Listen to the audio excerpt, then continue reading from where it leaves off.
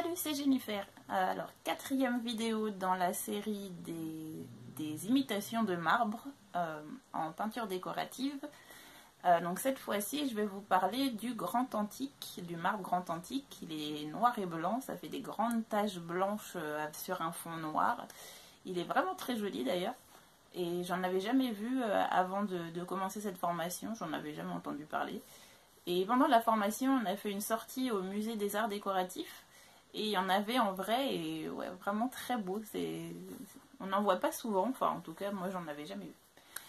Et donc, on a appris à le faire en cours, et je vais vous montrer comment je le fais. Allez, c'est parti. Pour ce projet, j'ai eu besoin d'une recette à suivre, d'un modèle duquel m'inspirer, d'une feuille A3 cartonnée, de scotch, d'un rouleau et d'un petit bac à peinture, de peinture acrylique noire, blanche et ocre jaune, de pinceau et brosse, d'une palette, d'un blaireau, d'un petit bocal d'eau,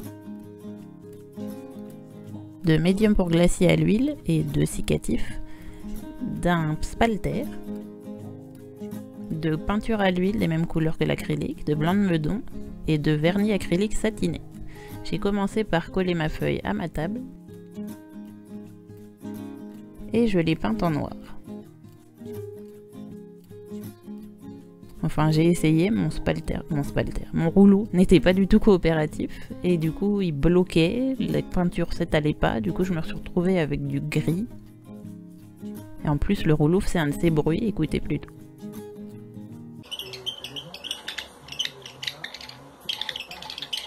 Ouais, c'est pas très agréable. Mais bon, j'ai continué à peindre ma feuille.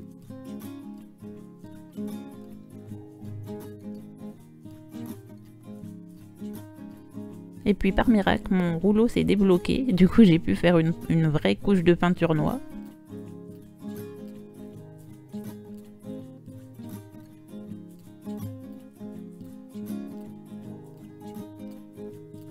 Puis une deuxième. Mais par contre, j'ai rencontré le même problème que dans mes autres vidéos, la feuille a gondolé, du coup avant de passer aux étapes suivantes, je l'ai repassée au fer à repasser. Puis sur ma palette, j'ai préparé du blanc, de l'ocre jaune et du noir.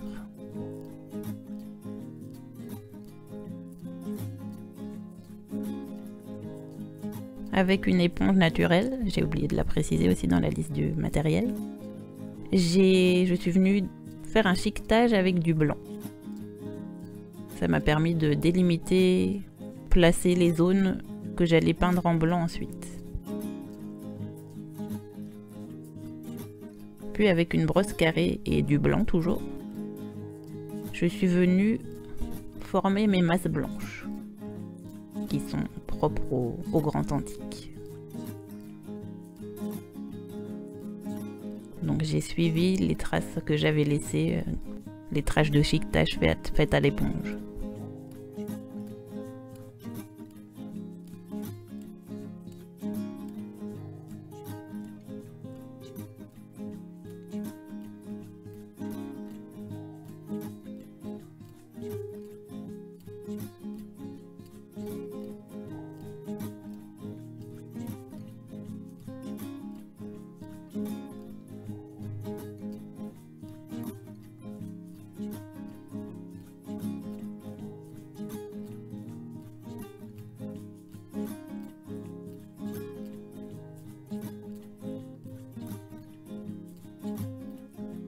Les masses blanches sont toutes en place, par contre comme vous voyez c'est très transparent alors que ça doit pas l'être du tout. Donc pour éviter ça, il a fallu que je repasse plusieurs fois du blanc sur les zones que j'avais peintes. Ça m'a aussi permis de retoucher les zones que j'aimais pas trop, leur donner la forme que je voulais vraiment.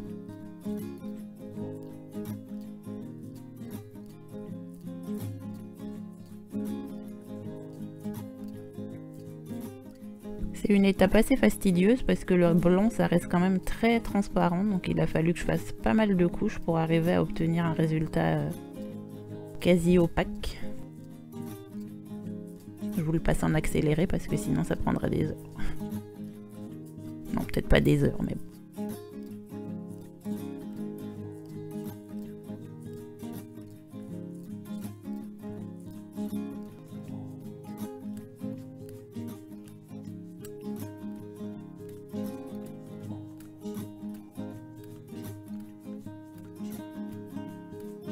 Là on est pas mal. Étape suivante, j'ai mélangé du blanc, du noir et une petite touche d'ocre jaune pour obtenir une sorte de gris clair.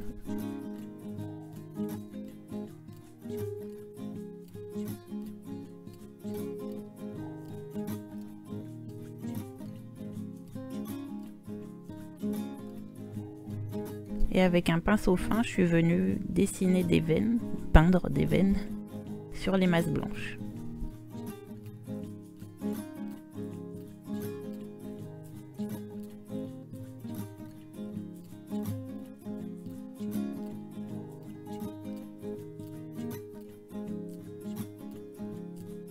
C'est quelque chose d'assez minutieux avec un pinceau très fin. D'ailleurs, je suis très contente d'avoir trouvé ce pinceau parce qu'il est vraiment pratique. Puis avec du noir pur et un pinceau un peu plus épais, je suis venue retoucher les masses blanches, les masses noires plutôt. Enfin, j'ai fait en sorte d'obtenir des bords bien nets. Parce que quand je les ai peintes avec la brosse carrée, c'était pas forcément le cas. Et j'en ai aussi profité pour enlever les taches que j'avais laissées lors du sculptage et qui me plaisaient pas trop. J'aime bien cette étape des retouches. On peut toujours, si on n'est pas content de ce qu'on a fait au départ, on peut toujours retoucher, donner un aspect qu'on préfère à notre travail. Enfin, un aspect qu'on préfère, un aspect un peu meilleur à notre travail. Et donc oui, comme vous voyez là, j'ai aussi ajouté des petites masses noires dans les masses blanches.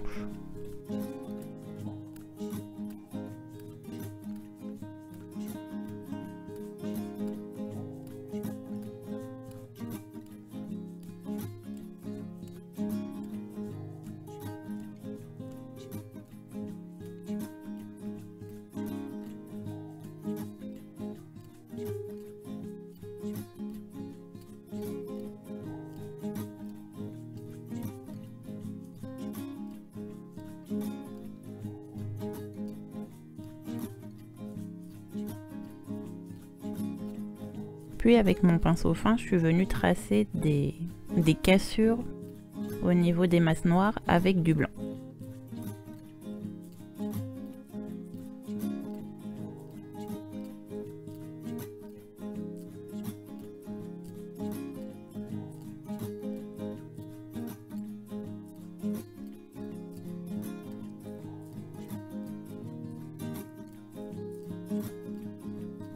Une fois cette étape terminée, j'ai préparé mon glacis à l'huile. Donc j'ai versé du médium pour glacier à l'huile dans un petit pot et j'ai ajouté quelques gouttes de cicatif pour que ça puisse sécher parce que sinon le glacier à l'huile, bah, ça sécherait pas.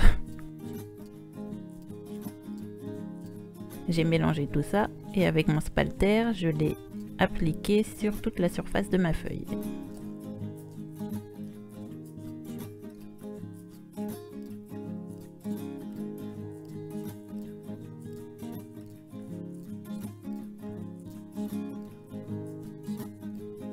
Et j'ai pléroté pour enlever toutes les traces laissées par le spalter, les traces de cordage. Sur ma palette, j'ai préparé du noir, du blanc et de l'ocre jaune qu'on ne voit pas du tout à l'image, en version peinture à l'huile. Là on voit mieux. J'ai pris un peu de glacier avec mon pinceau et je suis venue créer une teinte grise assez foncée quand même, presque noire.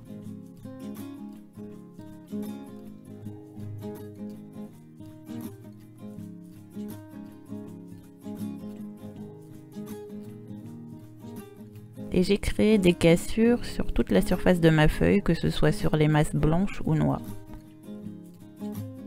Évidemment ça ressort moins sur le noir, mais comme c'est gris, ça se voit quand même.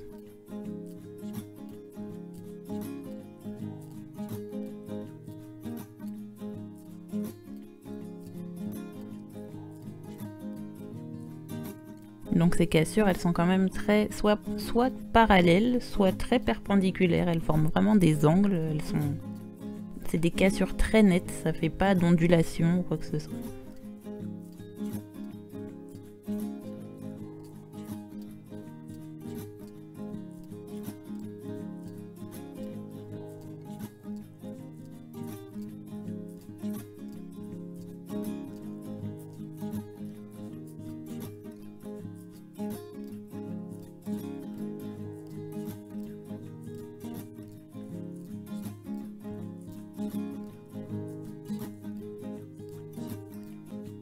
Voilà ce que ça donne de plus près. Puis avec cette même teinte de gris que j'ai un peu plus diluée avec le glacis pour qu'elle soit quand même un peu moins foncée, enfin moins vive. Je suis venue créer des masses grises au niveau des points de rencontre où il y avait beaucoup de points de rencontre de mes veines, pardon.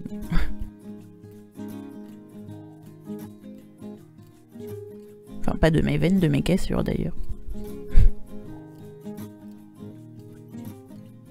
J'ai fait attention à ne pas déborder sur les cassures que je venais de faire parce que la peinture n'était pas encore sèche. Au pire, si je repassais sur une des veines encore fraîche, j'avais qu'à repasser un petit coup de pinceau avec le gris plus foncé et on y voit du feu. Voilà ce que ça donne de plus près. Une fois le glacis bien sec, je suis venue mettre du blanc de meudon sur toute la surface de ma feuille avec un chiffon pour enlever l'excès de gras laissé par le glacis. Puis j'ai préparé mon vernis dans le petit bac à peinture. Là c'est la fin du flacon. Et je ne l'ai pas précisé dans la liste de matériel, mais avec la peinture acrylique bleue et magenta, je suis venue créer une teinte violette.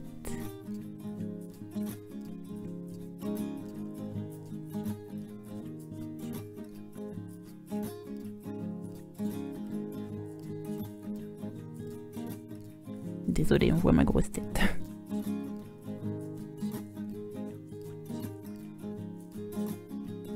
Et je l'ai mélangé dans le vernis. En fait, c'était pour obtenir un vernis violet du coup, qui allait me permettre d'obtenir un blanc très blanc. Et donc ce vernis violet, je suis venue l'appliquer au pinceau sur toute la surface de ma feuille. Au rouleau, pardon.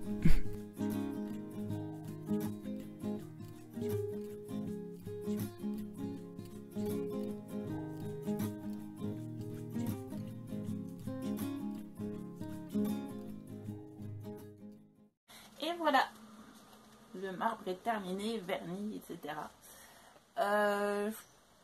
Franchement, je pense que c'est un des marbres que j'arrive le mieux à réaliser, même s'il est sûrement pas parfait. Enfin, je veux dire, si vous êtes peintre décorateur et que vous avez des conseils à me donner, n'hésitez pas.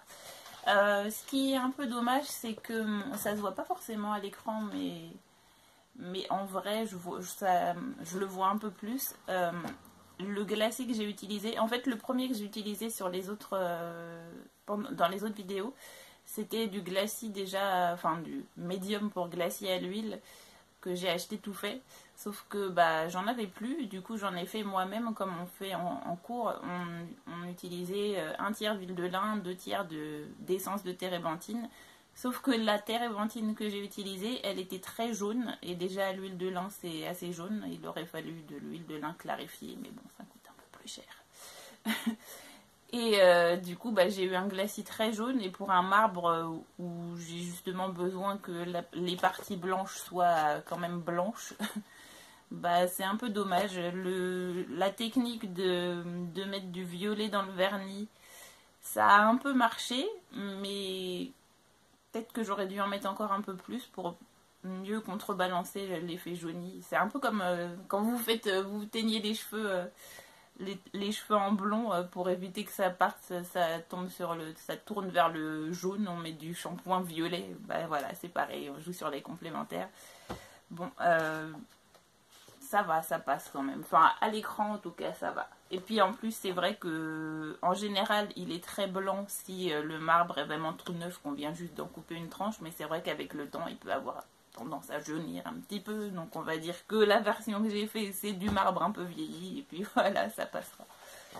J'en ai fait un tout petit ici, enfin un plus petit.